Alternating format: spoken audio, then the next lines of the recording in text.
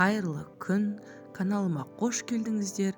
Бүгін мен лағман жасаймын деп шештім. Ол үшін бізге алдымен қамырын дайындаймыз. Жұмыртқасын, тұзын салып, қаттылау тесто илейміз, қамыр илейміз.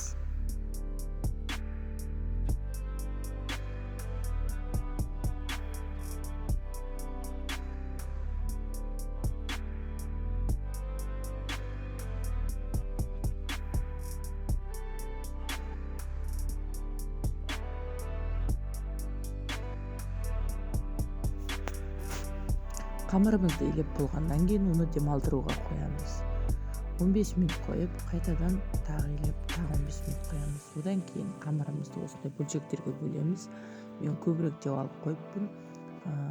Басқа затқа пайдаланып жібердім. Сіздер аз алсаңыздар, өзіңіздің көлеміңізге қарай алыңыздар.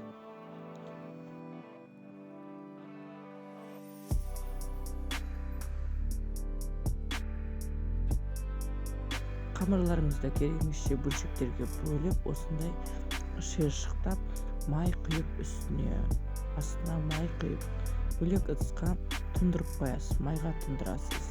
Бұның нәтижесінде сіз лағманыңыздың тестісін жаза аласыз. Әйтпесе май тұнбаса жазылу қиын болады, өзіңізге қиындық тудырады.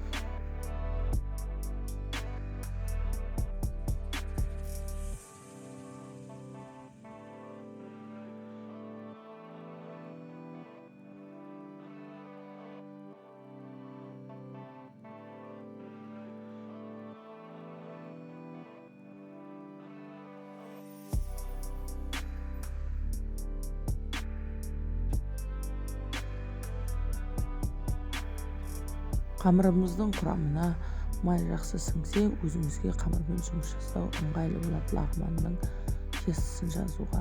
Ендігі кезекте біз сорпасын дайындаймыз. Ол үшін етімізді алдымен турап аламыз. Мен түгелдей малдың майын пайдаландым. Майларын қуырып алдым. Қуыру кезінде күнбағыс май қолданған жоқпын. Етімізді кесіп аламыз.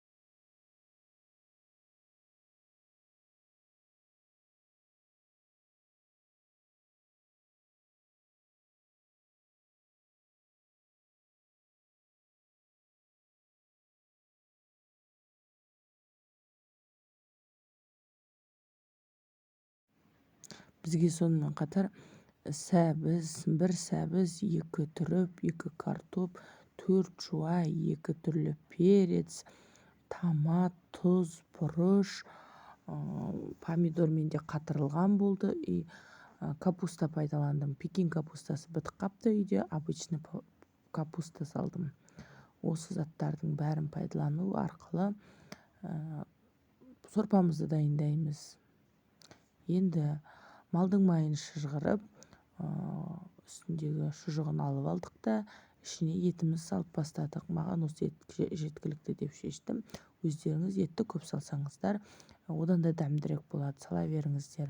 Жас малдың еті бірден қуырып, бәрін кезек-кезек турап алған заттарымды салдым. Ас тұзына осы түрінен пайдаландым. Өздеріңіз білесіздер, қара бұрышты пайдаландым, томатты пайдаландым. Басқа дәмдеуіш пайдаланғанды, көп қолданғанды жақтырмаймын. Міне, етімізді қуырып алдым, қатты майда. Жас малдың еті болғасын, ол қатайып кетеді деп мен қорыққан жоқпын.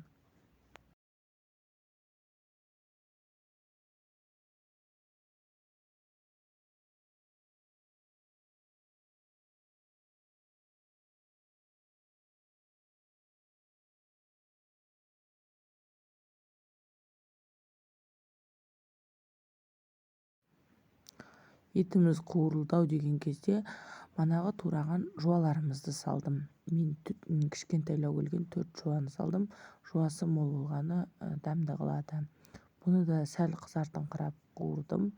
Ондай қатты қоңырайтқан жоқпын. Одан кейін жуамыздан кейін түріп тез пісіп болмайтын. Біреу репка дейді, түріп деп айтам мен өзім. Біреу редка дейді, өздеріңіз білесіздер. Мен енді түріп деп айтам. Түріпті салдым осыдан кейін.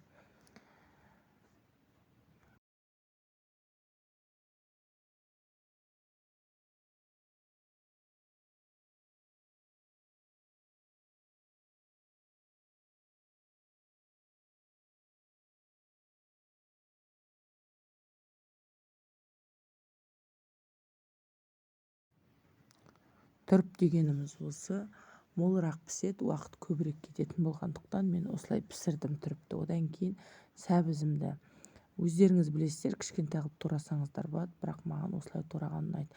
Мен ешқандай сояға баптамаймын, етті соусында дайындамын, сояда құймаймын. Соя организмге зиян, зубный пастаның құрамында болатын зат бар екен, сондықтан мүлдем соя пайдаланбайтын болдым. Ұйғырлар маған ренжитін шығар, бірақ мен соясыз жасаймын. Менікі домашний обычный лағман.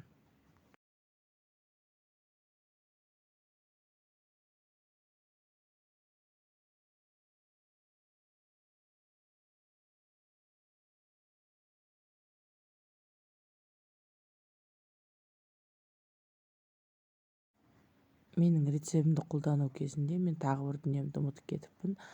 Кухнямда көбіне пайдаланатын зат кәдімгі капуста салдым. Үйде пекин капустасы бітік қапты. Салатқа пайдаланып жібергенмін алдында. Одан кейін помидорымды салып жібердім. Белгілі бір уақыттар өткесін салдым. Әрине бұлардың бәрі тез істеп кетеді. Қуырмашталып болды деген кезде томатымды салдым. Сосын барып қызанағымызды салдым. Сарымсақты салуды ұмытпаңыздар. Сарымсақ салғанда мүлдем дәм беретін еді. Мен ұмытып кетіппін. Енді видео түсіріп монтаж жасап отқанда есіме түсіп жатыр.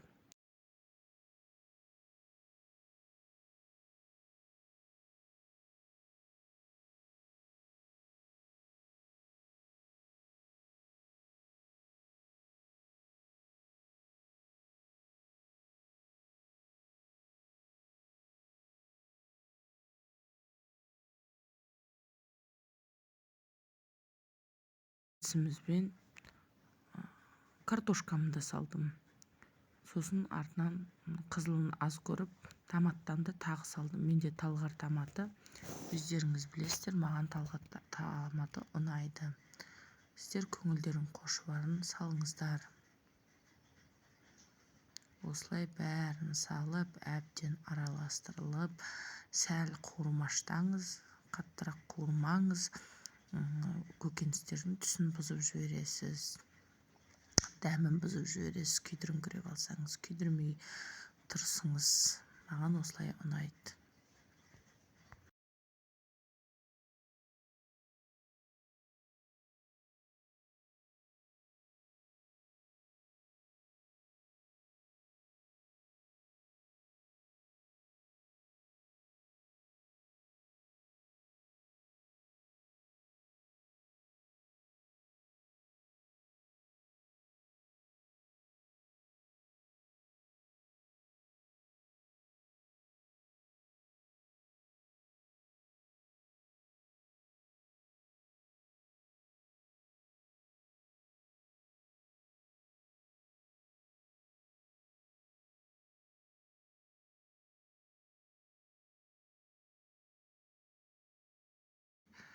Осылардан кейін мен су құйдым. Сіз қажетіңізше салыңыз. Маған қатты ондай су көп болған ұнамайды, сондықтан орташа су құйдым. Егер сулы болған жақсы көретін болсаңыз, суды молырақ құйыңыз. Маған осы жеткілікті.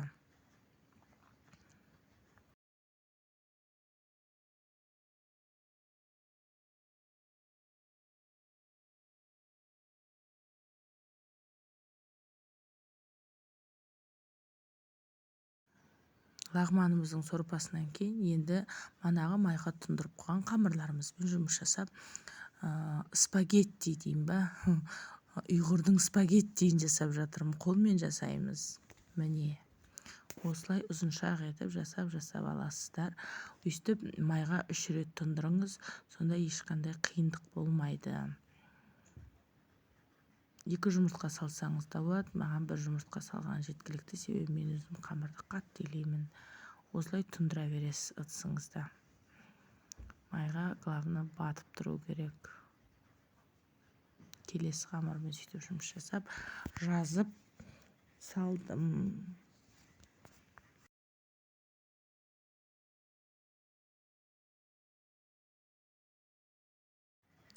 Ендігі кезекте қамырларымды одан сайын жіңішкертіп жатырмын. 2-ші кезек. Одан кейін 3-ші кезегінде уже одан сайын жіңішкертемін. Қанша лағманыңыз, спагеттиіңіз, лағманның спагеттиіңіз жасаған қолыңыздан кеспесі дейміз ба, өзіңіз біліңіз. Енді қанша жіңішке болса, сонша жегенде адамға сүйкімді болады. Каналым ұналса тіркеліп, лайк басып, қоңырауша басып, достарыңызбен бөлісе тұрыңыздар. Міне мен 3-ші кезекте жасадым да, енді оның бәрін 2 қолыма жинақтау арқылы, сосын астақтайға ұрып, оны не істеймін? Однородность жасаймын. Біркелкілік жасаймын лапшаға. Соның өзінде қолымен жазылғасын, енді заводтікіндей болмайды, бірақ жегенде адамға ұнайды.